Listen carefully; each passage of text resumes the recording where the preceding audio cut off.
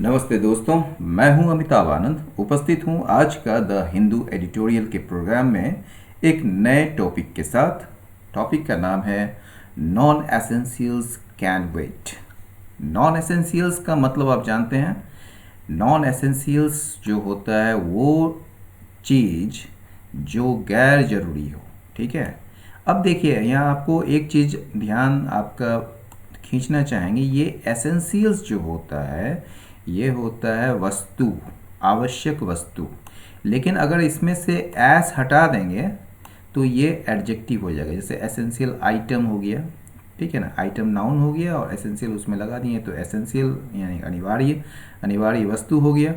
लेकिन अगर उसमें से अगर एस नहीं हटाते हैं तो ये जो है ये नाउन होता है। तो नॉन एसेंशियल्स, एसेंशियल्स मतलब अनिवार्य वस्तु और नॉन मतलब गैर जरूरी वस्तु। कैन वेट उसका मतलब प्रतीक्षा किया जा सकता है। आगे बढ़ते हैं। While the flip flop on e commerce seems arbitrary, caution is best during a pandemic. हालांकि जो फ्लिप फ्लॉप है, फ्लिप फ्लॉप का मतलब समझ लीजिए। फ्लिप फ्लॉप तो एक तो मतलब होता है भैया इसका, जैसे आप चप्पल पहनते हैं ना, यानी कि हवाई चप्पल घर में, उसको फ्लिप फ्लॉप कहा जाता है। लेकिन इसका जो है एक अर्थ और होता है। इसका अर्थ होता है पलटना, मतलब कंप्लीट चेंज हो जाना। मान लीजिए आप कुछ बोल रहे हैं, मान लीजिए आपको है कि कुछ आपको कुछ करना है, लेकिन आप क्या करते हैं कि उसके जस्ट उलट के कुछ कर लेते हैं। यानी कि जो आपने कहा कि चलो मैं उसको दान दूंगा, लेकिन उल्टा क्या करते हैं, आप किसी से ले लेते हैं, मतलब कि पलट जाते हैं आप। यानी कि while the flip flop on e commerce, e commerce को लेकर जो एक डिसीजन लिया गया था सरकार के द्वारा, उसमें जो फ्लिप फ्लॉप देखा गया मतलब पलट, मतलब पलटना, सरकार के द्वारा पलट जाना, यानी कि यू टर्न ले लेना। सिम्स आर्बिट्रेरी, ये लगता कैसा है, आर्बिट्रेरी, मनमाना लगता है। ठीक है ना, मतलब जैसे मन तैसे इच्छा हुई, ले लिए हमने। तो ये जो फ्लिप फ्लॉप है ई कॉमर्स पर, सिम्स आर्बिट्रेरी, आर्बिट्रेरी का मतलब मनमाना। कॉशन यानी कि सावधानी जो है, is best during a pandemic, यानी कि पैंडेमिक के दौरान, पैंडेमिक क्या होता है भैया, महामारी, उसके दौरान जो होता है कॉशन जो है यानी कि सावधानी, वो सबसे सर्वोत्तम उपाय है, याद रखिएगा। आगे बढ़ते हैं। The center's last minute reversal of its decision to allow e-commerce companies to resume deliveries of non-essential items as part of an easing of the lockdown curves is welcome, given that India is still not out of the woods in its pandemic fight. अब देखिए यहाँ से शुरू करते हैं भैया, और यहाँ तक का जो है आपका सेंटेंस पूरा होता है। यानी कि ये 4-5 लाइन का है ये सेंटेंस। तो इसको आप तोड़ के कैसे पढ़िएगा, यहाँ देखिए।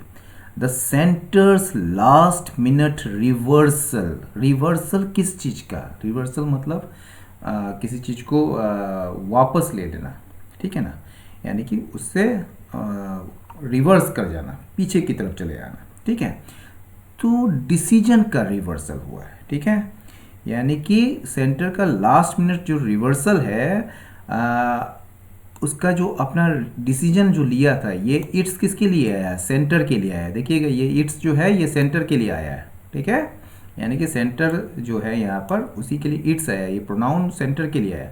तो सेंटर का लास्ट मिनट यानी कि अंतिम समय में जो पीछे होना अपने डिसीजन से, ठीक है, टू अलाउ ई कॉमर्स। अब ये देखिए यहाँ से आपको मेन चीज़ आपको देखना है, टू, ठीक है, allow e commerce companies to resume deliveries of non-essential items as part of an easing of the lockdown curves। ये जो यहाँ तक है ना, ये पूरा का पूरा जो है यहाँ से लेकर यहाँ तक ये एक क्लॉज है, और ये एडजेक्टिवल क्लॉज है।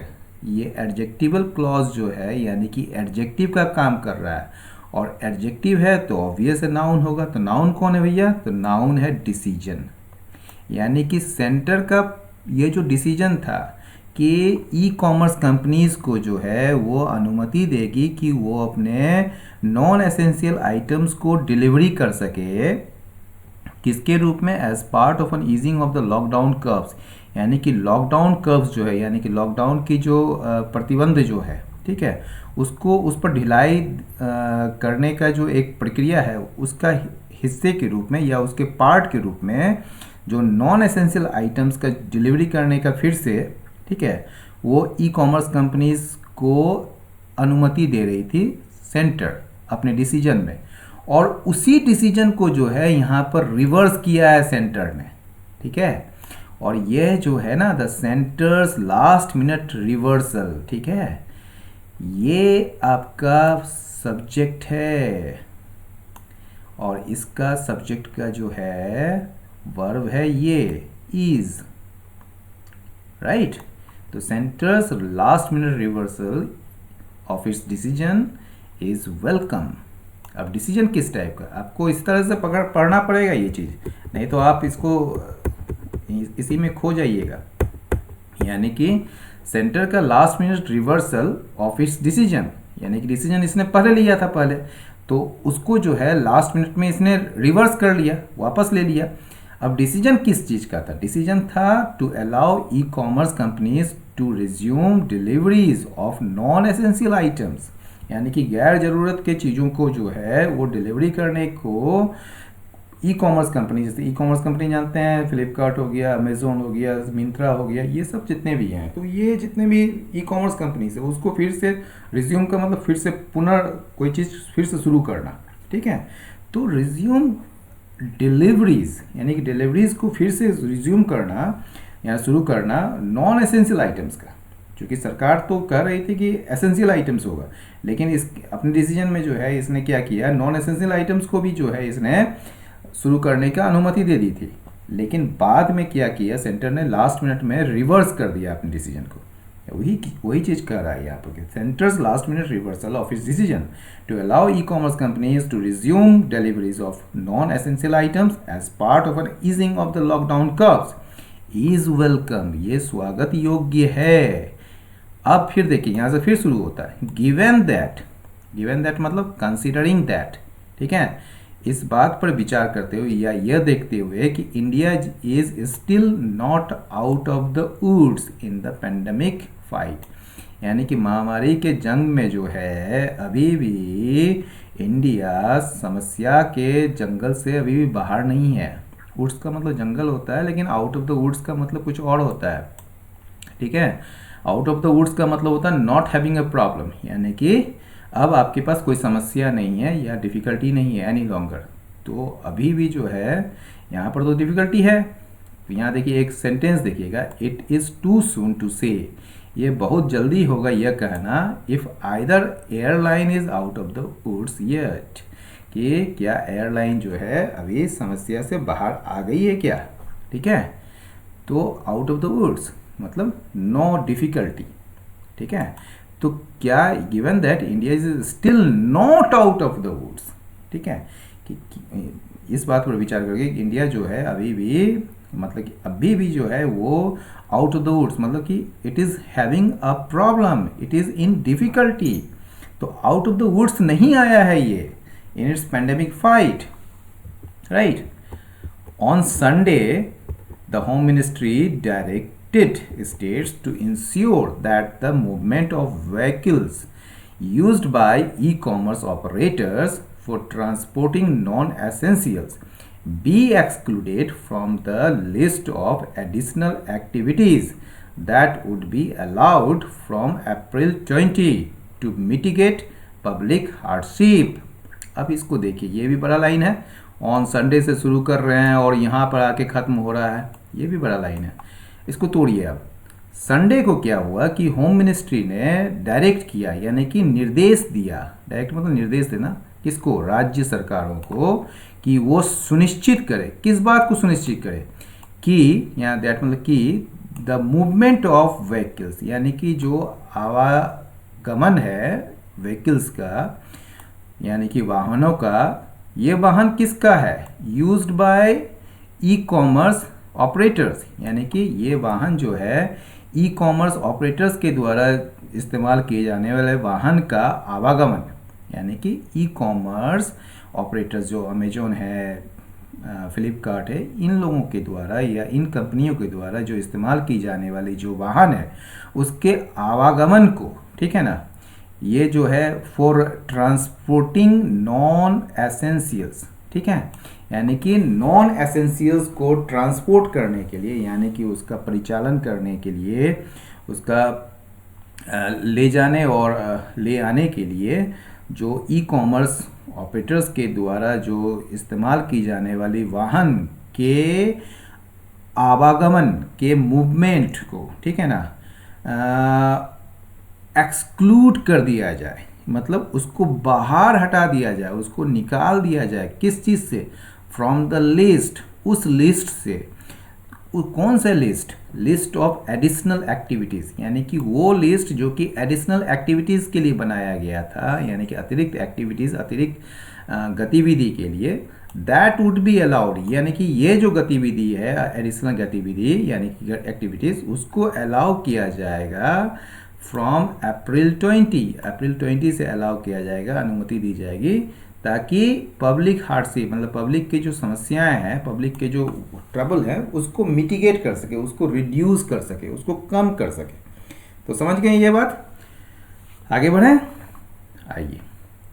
While the ministry gave no reason for its U-turn, हालांकि यहाँ पर while का मतलब हालांकि मिनिस्ट्री ने कोई भी रीज़न नहीं दिया, कोई भी कारण नहीं दिया अपने यू टर्न का। यू टर्न हम जानते हैं, जैसे आप वन वे में जा रहे हैं और डिवाइडर है, और डिवाइडर कहीं पर जाके ख़त्म होता है, और मान लीजिए आप नॉर्थ की तरफ जा रहे हैं और अचानक मन हुआ कि नहीं जाना है अब आगे, और आप वापस जो है डिवाइडर को क्रॉस करके साउथ की तरफ चले जाते हैं, तो यू टर्न लेते हैं, मतलब कंप्लीटली आप चेंज कर लेते हैं। तो मिनिस्ट्री ने कोई भी रीज़न नहीं दिया यू टर्न का, ठीक है ना, कंप्लीटली पलटने का। इट वुड अपीयर, ऐसा लगता है, wiser counsel prevailed after some opposition parties and the retail trade had raised the issue of a lack of level playing field for brick and mortar retailers। यहाँ पर हम आपको कुछ शब्दों को बताएंगे। शब्द क्या क्या है? सबसे पहले तो लेवल प्लेइंग फील्ड क्या होता है? लेवल प्लेइंग फील्ड वो होता है यानी कि उचित अवसर जिसको कह सकते हैं आप, ठीक है ना, this is a situation that is fair, मतलब उचित जो हो, ठीक है, because everyone has the same chance of succeeding, क्योंकि सभी को जो है एक ही चांस होता है सक्सीड करने का, ठीक है। तो लेवल प्लेइंग फील्ड होता है ये चीज़, मतलब उचित अवसर सबको मुहैया करवाना चाहिए। प्रिवेल का मतलब होता है टू गेट कंट्रोल और इन्फ्लुएंस समबडी, ठीक है, यानी किसी चीज़ पर नियंत्रण। ये चीज़ जरूर देखिएगा, प्रिवेल का बहुत यूज़ होता है ये चीज़, जैसे किसी चीज़ पर नियंत्रण करना, किसी चीज़ पर हावी होना, ठीक है ना। I am sure that common sense will prevail in the end, मुझे ये श्योर हूँ मैं इसके लिए कि कॉमन सेंस जो है अंत में हावी होगा, मतलब वही जीतेगा, ठीक है ना। And did reason prevail over emotion, कि क्या रीज़न जो है यानी कि तर्क जो है, ठीक है, वो इमोशन पर हावी हुआ या नहीं हुआ, ठीक है। फिर एक जो होता है प्रिवेल का मतलब टू बी कॉमन, यानी कि प्रचलित होना सब जगह, among a group of people और area at a particular time. जैसे एटीट्यूड, ये जो एटीट्यूड है यानी कि सोच समझ जो है आज का, ठीक है, still prevails among the middle classes, यानी कि मिडिल क्लासेस के बीच जो है आज भी यह प्रचलन में है, ठीक है। तो यहाँ हो गया आपका। आगे बढ़ते हैं।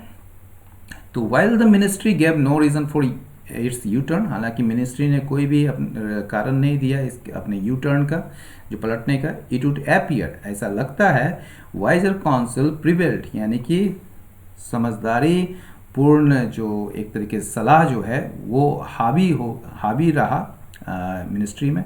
कब? जब कुछ अपोजिशन पार्टीज़ जो हैं और जो रिटेल ट्रेड जो हैं, यानी कि रिटेल में जो ट्रेड करते हैं, ऑनलाइन नहीं, रिटेल ट्रेड, उसने इस मुद्दे को उठाया। किस मुद्दे को उठाया? Raise the issue of a lack of level playing field, यानी कि किसके लिए? For brick and mortar retailers. Brick and mortar को जान लीजिए, ब्रिक एंड मोटर इंडस्ट्री या ब्रिक एंड मोटर रिटेलर्स उसको कहते हैं जो फिजिकली मतलब कि डील करता है। इन द सेंस जैसे आप सीधे जाते हैं किसी भी दुकान में और उससे आप डायरेक्ट जो है शॉपकीपर से और कस्टमर के बीच जो इंटरेक्शन होता है, जो डील होता है, उसको ब्रिक एंड मोटर कहा जाता है। तो ब्रिक एंड मोटर रिटेलर्स कह सकते हैं, ब्रिक एंड मोटर इंडस्ट्री कह सकते हैं। तो ब्रिक एंड मोटर रिटेलर्स के लिए जो है उचित अवसर की कमी की मतलब उचित अवसर के कमी का मुद्दा को किसने उठाया? वहाँ के रिटेलर मतलब रिटेल ट्रेड ने उठाया, ठीक है ना। तो जब सम अपोजिशन पार्टी मतलब after some opposition parties and retail trade, जब मतलब कि अपोजिशन पार्टीज कुछ और रिटेल ट्रेड ने मुद्दे को उठाया, किस चीज़ के मुद्दे को उठाया? ब्रिक एंड मोटर रिटेलर्स के लिए उचित अवसर की कमी के मुद्दे को उठाया। तब जो है मिनिस्ट्री में एक वाइजर सेंस या वाइजर काउंसिल जो है प्रिवेल हुआ, मतलब वहाँ पर हावी हुआ, वो जीता, ठीक है।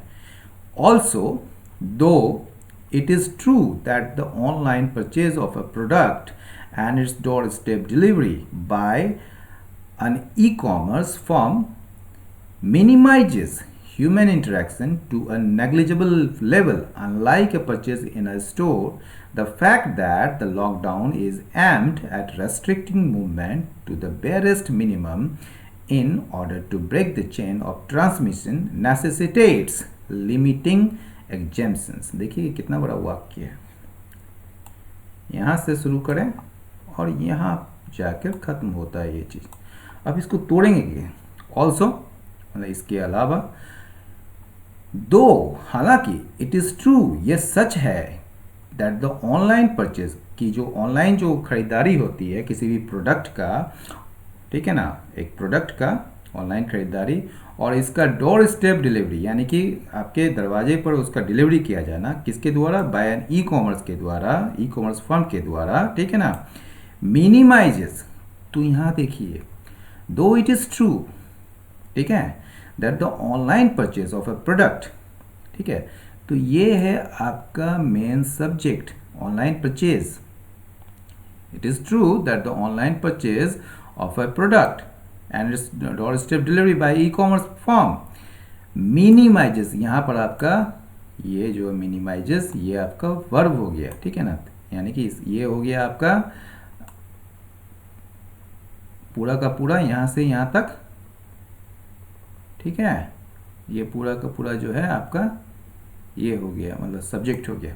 The online purchase of a product and its door step delivery by e-commerce firm minimises, मतलब कि कम कर देता है, मतलब कि घटा देता है, रिड्यूस कर देता है ह्यूमन के इंटरेक्शन का, यानी कि मानव के संपर्क का, टू अ नेग्लिजिबल लेवल, मतलब बिल्कुल नगण्य अवस्था तक उसको जो है मिनिमाइज कर देता है। Unlike A purchase in A store, just मतलब कि कोई स्टोर में अगर परचेज करते हैं उसके विपरीत, स्टोर में परचेज करने जाते हैं तो बहुत लोग रहते हैं वहाँ पर, तो बहुत लोगों से संपर्क होता है, तो वो जो स्टोर में परचेज करते हैं उसके विपरीत जो है ऑनलाइन परचेज क्या करती है कि वो जो मतलब कि मिनिमाइज कर देती है ह्यूमन इंटरेक्शन को नेग्लिजिबल लेवल तक, ठीक है। द फैक्ट, अब देखिए चूंकि ये जो है दो से जुड़ा हुआ है, तो दो जो है आपको पता है कि ये जो है कंजंक्शन होता है, तो दो क्लॉज या दो सेंटेंस को, मतलब दो क्लॉज को जोड़ता है एक ही सेंटेंस में।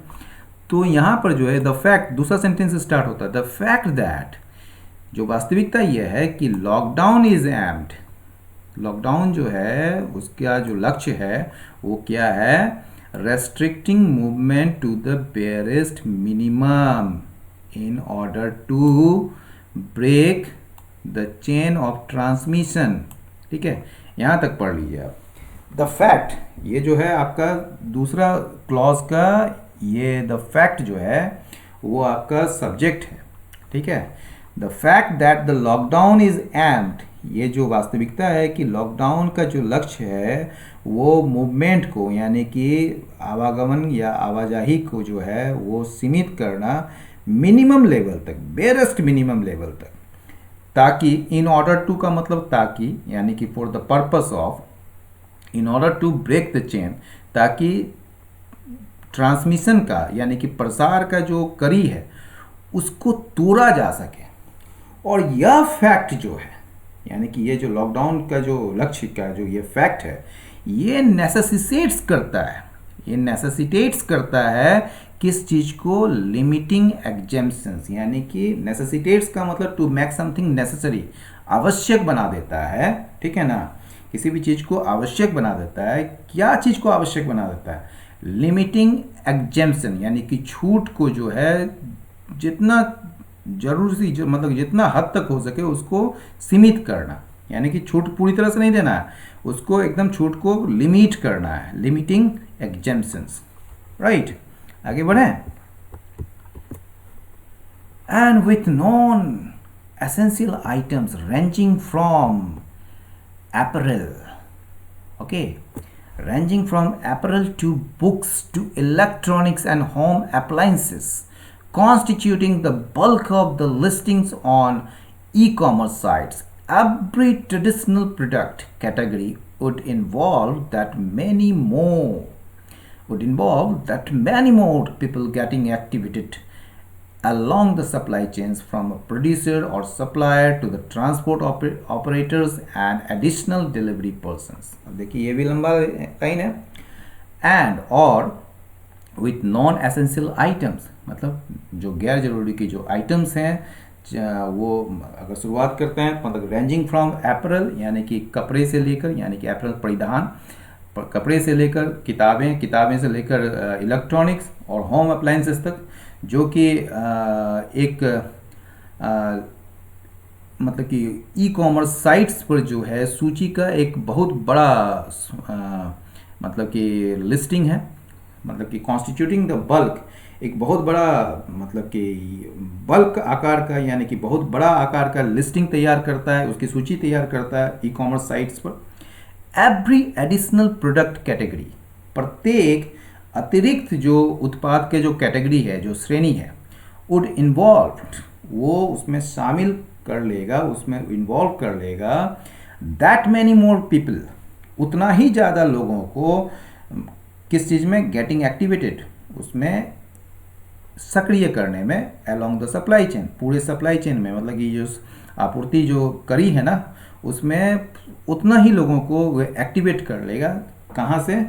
प्रोड्यूसर से लेकर, सप्लायर से लेकर, ठीक है, प्रोड्यूसर से लेकर या सप्लायर से लेकर ट्रांसपोर्ट ऑपरेटर्स तक, और वहाँ से एडिशनल डिलीवरी पर्सन तक, ये सारे को उसमें इन्वॉल्व कर लेगा। टू बी श्योर, निश्चित रूप से, given the immense economic cost associated with the shutdown, especially to individual livelihoods, it would seem a reasonable argument that as many sectors and jobs that can be allowed to reopen with stringent safeguards mandated out to be permitted to do so in a phased manner. ये भी लंबा line है, इसमें बड़ा लंबा line है एकदम, ठीक है। तो इसको फिर से हम लोग तोड़ते हैं। टू बी श्योर, निश्चित रूप से, given the immense economic cost, ठीक है ना, जहाँ तक या इस बात पर विचार करते हुए या इसको देखते हुए कि ये जो इमेंस बहुत ही व्यापक, ठीक है ना, बहुत ही ज़्यादा इकोनॉमिक आर्थिक कीमत जो जुड़ी हुई है किससे? इस शटडाउन से, इस लॉकडाउन से जुड़ा हुआ, यानी कि एसोसिएटेड विद द लॉकडाउन, ये जो लॉकडाउन से या शटडाउन से जुड़ा हुआ जो इकोनॉमिक कॉस्ट है, इमेंस इकोनॉमिक कॉस्ट है, उस पर विचार करते हुए, खास करके किसको? टू इंडिविजुअल लिवलीहुड्स, यानी खास करके व्यक्तिगत आजीविकाओं के लिए, ठीक है ना। It would seem a reasonable argument, ये लगता है, ये प्रतीत होता है कि यह रीजनेबल का मतलब क्या होता है? एक्सेप्टेबल, या कह सकते हैं ऐसा चीज जो तर्क पर खड़ा हो, यानी कि तार्किक, तर्कसंगत या आप कह सकते हैं वाजिब, ठीक है ना। तो वाजिब तर्क है, ऐसा लगता है कि ये वाजिब तर्क है कि that as many sectors and jobs, कि उतना ही ज़्यादा सेक्टर्स और जॉब्स को अलाउ किया जा सकता है, that can be allowed to reopen, कि वो फिर से खुले, किसके साथ, विथ स्ट्रिंजेंट सेफगार्ड्स। अब तो दोनों चीज़ का मतलब समझ लीजिए। स्ट्रिंजेंट का मतलब होता है कठोर, सीवियर, ठीक है ना। स्ट्रिंजेंट लॉज होता है, स्ट्रिंजेंट रूल्स होता है। तो स्ट्रिंजेंट सेफगार्ड, सेफगार्ड्स का मतलब होता है, सेफगार्ड जो होता है वो प्रोटेक्ट करने के लिए होता है, यानी कि प्रोटेक्शन। तो ये जो है ये अलाउ किया जा सकता है रीओपन होने के लिए, किसके साथ, स्ट्रिंजेंट सेफगार्ड्स के साथ, मतलब बहुत ही कड़ा प्रोटेक्शन के साथ, मैंडेटेड, ठीक है ना, विच इज़ मैंडेटेड या विच आर मैंडेटेड। मैंडेटेड का मतलब किया हुआ यहाँ पर रिक्वायर्ड, ठीक है, जिसकी ज़रूरत है। और यह जो है ought to be permitted to do so, ये जो है किया जाना, आउट टू बी का मतलब शुड बी, तो आउट टू बी परमिटेड, इसको परमिट किया जाना चाहिए, टू डू सो, ऐसा करने के लिए, इन अ फेज्ड मैनर, चरणबद्ध तरीके से, क्लियरली। जब भी देख लीजिए ये जो कोई भी सेंटेंस शुरू करने से पहले यदि वो एडवर्ब से शुरू होता है तो वो एडवर्ब का जो रोल होता है वहाँ पर वो पूरे सेंटेंस को क्वालिफाई करने का काम होता है। जैसे यहाँ क्लियरली है तो इसका मतलब है कि इट इज़ क्लियर, ठीक है, स्पष्ट रूप से। That was the underlying rational behind the centres April 15 massive, यानी कि निश्चित रूप से जो है यही था, दैट वाज द अंडरलाइन, यही था अंडरलाइंग रैशनल। रैशनल का मतलब क्या हुआ, रैशनल का मतलब हो गया आपका औचित्य, ठीक है। एक रैशनल और होता है RATIONAL, रैशनल। तो रैशनल का उसका मतलब क्या होता है, बुद्धिमत्तापूर्ण, जैसे रैशनल आर्ग्यूमेंट कह सकते हैं, रैशनल डिसीजन कह सकते हैं, ठीक है। तो वो जो है एडजेक्टिव होता है, लेकिन इसमें ई लगने के बाद इसका मतलब हो जाता है औचित्य, ठीक है ना। इसका मतलब कि जस्टिफिकेशन कह सकते हैं एक तरीके से। क्लियरली, निश्चित रूप से, that was the underlying rational, यही औचित्य था या मूल कारण था, ठीक है ना। रैशनल का मतलब मूल कारण भी हो सकता है, तो यही मूल कारण था underlying rational, underlying the real but not immediate, ठीक है ना। अंडरलाइंग रैशनल यही था, that was the underlying rational behind the centres April massive, यानी कि सेंटर का यानी केंद्र सरकार का जो 15 अप्रैल का जो मिसिव था, जो लेटर था, ठीक है ना। लेटर समझते हैं, ऑफिशियल लेटर। तो ऑफिशियल जो लेटर था या ऑफिशियल जो मैसेज था, ठीक है ना, उसके पीछे यही अंडरलाइंग रैशनल था, यानी कि मूल कारण था। अमंग द सेक्टर्स, उन सेक्टरों के बीच, ठीक है ना, उन सेक्टर समझ ही रहे हैं। तो among the sectors that can resume, जो शुरुआत हो सकती है जिसमें यानी कि जो फिर से शुरुआत कर सकती है, वो क्या क्या है, एग्रीकल्चरल एंड हॉर्टिकल्चरल एक्टिविटीज़, यानी कि एग्रीकल्चरल एक्टिविटीज़ और हॉर्टिकल्चरल एक्टिविटीज़ ये शुरुआत हो सकती है। बैंकिंग शुरुआत हो सकती है। कार्गो ट्रांसपोर्टेशन, कार्गो ट्रांसपोर्टेशन क्या होता है, कार्गो ट्रांसपोर्टेशन होता है वो चीज़, वो ट्रांसपोर्टेशन जो शिप या आप कह सकते हैं ट्रेन या फिर जहाज़ में जो है, खासकर शिप में ही आप कहिए, शिप या फिर जो प्लेन है उसमें जो आप भेजते हैं उसको कार्गो ट्रांसपोर्टेशन कहा जाता है, ठीक है। यहाँ हमने आपको दे भी रखा है, ये डिस्क्रिप्शन में देख लीजिएगा। कार्गो का मतलब होता है the goods carried by a ship, aircraft और अदर लार्ज व्हीकल, ठीक है ना। बड़े बड़े व्हीकल के द्वारा जो भेजा जाता है उसको कार्गो शिप या कार्गो प्लेन या कार्गो ट्रांसपोर्टेशन कहा जाता है। इसको आप सिनोनिम्स में देखेंगे तो इसको कंसाइनमेंट भी कहते हैं, पेलोड भी कहते हैं, शिपमेंट भी कहते हैं, लोड भी कहते हैं, राइट। तो यहाँ पर जो है किन किन क्षेत्रों में जो है ये रिज्यूम हो सकता है, among the sectors that can resume, वो क्या क्या है, are agricultural and horticultural activities, banking, cargo transportation, construction यानी कि निर्माण का क्षेत्र, एंड मैन्युफैक्चरिंग, मैन्युफैक्चरिंग किस चीज़ का, ऑफ स्पेसिफाइड गुड्स, एक खास गुड्स का सामान का, जिसमें शामिल है पैकेजिंग मटेरियल भी, ठीक है ना।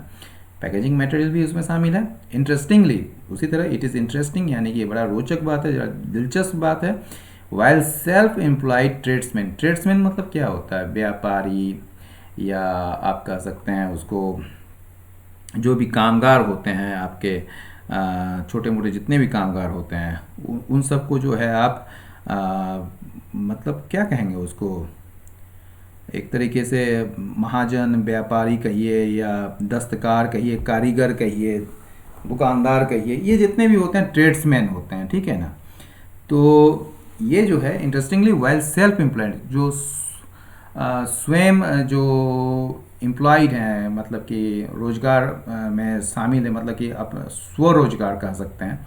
तो स्वरोजगार जो ट्रेड्समैन है, जो कारीगर वगैरह हैं, जैसे कि इलेक्ट्रीशियंस जो हैं, प्लम्बर्स हैं, कारपेंटर्स बढ़ई जो हैं, हैव बीन अलाउड, उसको अनुमति दी गई है टू रिज्यूम वर्क, वो काम शुरू करे। दे वुड, यहाँ हालांकि ये देखिए, while self-employed tradesmen such as electricians, plumbers and carpenters have been allowed, उसे अनुमति दी गई है कि वो काम शुरू करे। they would be unable, लेकिन वे जो है unable होंगे, मतलब सक्षम नहीं होंगे to ply their trades, ply their trades का मतलब होता है to do their jobs, ठीक है ना। ply का मतलब ऐसे बहुत कुछ होता है, ठीक है। ply का मतलब होता है to जैसे कोई व्हीकल जो है मान लीजिए दिल्ली से जयपुर जा रही है और आ रही है, तो ply between Jaipur and Delhi, ठीक है, तो वो भी होता है। प्लाई का मतलब एक सेंस में आपको जैसे होता है ना कि टू सेल और to work regularly at something, यानी कि fisherman in small boats ply their trades up and down the coast, मतलब बेचने का काम करना। लेकिन प्लाई योर ट्रेड का मतलब होता है टू डू योर जॉब, यानी कि अपने काम को करना। एक होता है प्लाई फॉर बिजनेस या प्लाई फॉर ट्रेड, तो उसमें होता है to try to get customers for your business in a public place, मतलब कि सार्वजनिक स्थान पर नहीं होता है, देखते हैं कि कोई टैक्सी वाला या कोई ऑटो वाला या कोई बेचने वाला जो रेडी में आता है, वो अपना बिजनेस को प्लाई करता है, मतलब वहाँ पर जो है वो अपने बिजनेस को चलाता है, ठीक है। तो यहाँ पर जो है टू प्लाई देयर ट्रेड्स मतलब to do their jobs if their customers are unable to furnish the relevant material at the work site, because the shops and e-commerce firms selling these non-essential goods are yet to resume operations, ठीक है। तो यहाँ कह रहा है interestingly, रोचक बात यह है, हालांकि सेल्फ एम्प्लॉयड ट्रेड्समैन जो हैं, जैसे कि इलेक्ट्रीशियंस जो हैं, प्लम्बर्स और कारपेंटर्स, उनको अलाउ कर दिया गया है कि वो अपने काम शुरू करें, लेकिन वो असक्षम है, वो मतलब वो नहीं कर पा रहे हैं अपने जॉब को इफ़ देयर कस्टमर्स, क्योंकि उनके जो कस्टमर्स हैं, यानी कि जो ये काम करवाएंगे उनसे, ठीक है ना, आर अनेबल, वो मतलब कि कर नहीं पा रहे हैं देने में, मतलब कि दे नहीं पा रहे हैं। फर्निश का मतलब होता है प्रोवाइड करना, ठीक है ना। तो आर अनेबल, वो सक्षम नहीं है, ठीक है, क्या करने में, देने में। रेलिवेंट मटेरियल, जो प्रासंगिक मटेरियल है यानी रेलिवेंट मटेरियल है, उसको देने में सक्षम नहीं है एट द वर्क साइट, काम के कार्यस्थल पर। बिकॉज, क्योंकि शॉप्स और ई कॉमर्स फर्म्स जो है, यानी कि जो दुकानें हैं और जो ई कॉमर्स फर्म्स जो हैं, जो इस चीज़ को बेच रहे हैं, selling these non essential goods, जो इन नॉन एसेंशियल गुड्स को बेच रहे हैं, are yet to resume operation, वो अभी भी उनका ऑपरेशन शुरू नहीं हुआ है। Lost here though is the very definition of what ought to be deemed essential. यहाँ देखिए ये वेरी जो है ना, ये वेरी के बाद डेफिनेशन है, डेफिनेशन नाउन है। आप जानते हैं कि वेरी जो होता है, अगर जैसे बोलते हैं वेरी गुड, वेरी मच, तो उस सब के बाद मच, गुड, ये सब जो है एडजेक्टिव होता है, तो उसके पहले एडवर्ब लगाते हैं, वेरी गुड, बहुत ही अच्छा। लेकिन अगर नाउन के पहले अगर कोई चीज़ लगा हुआ होता है तो वो वेरी क्या होता है, वो एडजेक्टिव हो जाता है। और उसका मतलब क्या होता है आपको पता है? उसका मतलब होता है ठीक, या वास्तविक रूप से, या मेरे ही, या मतलब कि ही, जैसे it happened before my very eyes, ये मेरे ही आंखों के सामने हुआ, मतलब असल में, ठीक है ना। तो लॉस्ट हेयर, ये वाक्य जरा सा देखिएगा, जरा सा मतलब कि टिपिकल टाइप का वाक्य है और इसको समझने में जरा सा डिफिकल्ट होगा आपको। तो lost here though is the very definition of what ought to be deemed essential. इसको ऐसे पढ़िए, what ought to be deemed essential, यानी कि जो होना चाहिए या जिसको समझा जाना चाहिए, डीम्ड मतलब कंसीडर्ड, जिसको समझा जाना चाहिए एसेंशियल यानी कि अनिवार्य, उसका जो वेरी डेफिनेशन, उसका जो वास्तविक डेफिनेशन जो है, ठीक है ना, वो कहीं विलुप्त हो चुका है, वो लुप्त हो चुका है। हालांकि वो जो है उसका वेरी डेफिनेशन वो लुप्त हो चुका है। तो इसको इस तरीके से लिखा गया है, ये लिखने का स्टाइल है इंग्लिश में, लॉस्ट हेयर। अब लॉस्ट क्या हुआ है तो बाद में वह है वो चीज़। तो लॉस्ट हेयर दो, वो क्या है, दो मतलब हालांकि, लॉस्ट हेयर हालांकि ये विलुप्त हो चुका है यहाँ, दो हालांकि वो क्या है, इज द वेरी डेफिनेशन, वो बिल्कुल उसका जो वास्तविक डेफिनेशन परिभाषा है किस चीज़ का, of what ought to be deemed essential, जो समझा जाना चाहिए essential. Is a packet of essential cheese slices more vital than a non-essential laptop for a person working from home or attending online classes। कि क्या एक packet जो होता है ऐसे जिसमें एसेंशियल लिखा हो, या packet of essential cheese slices, जो चीज़ होता है खाने वाला जो होता है वो स्लाइस, तो वो क्या कहीं ज़्यादा महत्वपूर्ण है उस नॉन एसेंशियल लैपटॉप से उन लोगों के लिए जो घर से काम कर रहे हैं या ऑनलाइन क्लासेस कर रहे हैं, क्या ये ज़्यादा वाइटल है? ठीक है, क्वेश्चन है ये। तो is a packet of essential cheese slices, कि क्या जो एसेंशियल चीज़ स्लाइसेस का जो पैकेट है वो कहीं ज़्यादा महत्वपूर्ण है किसके अपेक्षा, than a non essential laptop, उस नॉन एसेंशियल लैपटॉप के अपेक्षा जो उन लोगों के लिए, फॉर अ पर्सन, उन लोगों के लिए जो घर से काम कर रहे हैं या फिर ऑनलाइन क्लासेस को अटेंड कर रहे हैं, तो क्या ये महत्वपूर्ण है?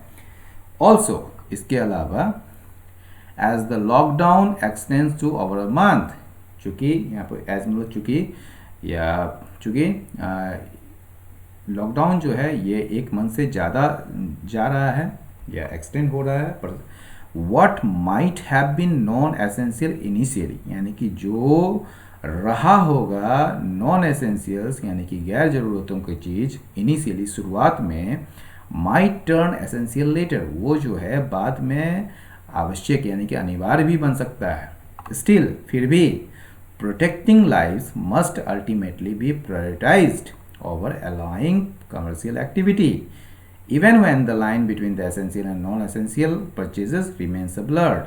ठीक है, फिर भी जीवन को प्रोटेक्ट करना यानी कि जीवन को बचाना मस्ट अल्टीमेटली बी प्रायोरिटाइज्ड, उसको निश्चित रूप से जो है प्राथमिकता देनी चाहिए उन चीज़ों पर, किन चीज़ों पर, ओवर अलाउइंग कमर्शियल एक्टिविटी, यानी कि कमर्शियल एक्टिविटी यानी कि वाणिज्यिक जो गतिविधि है उसको अनुमति देने के अपेक्षा लाइव्स को प्रोटेक्ट करने को जो है उसको कहीं ज़्यादा प्रायोरिटी देनी चाहिए।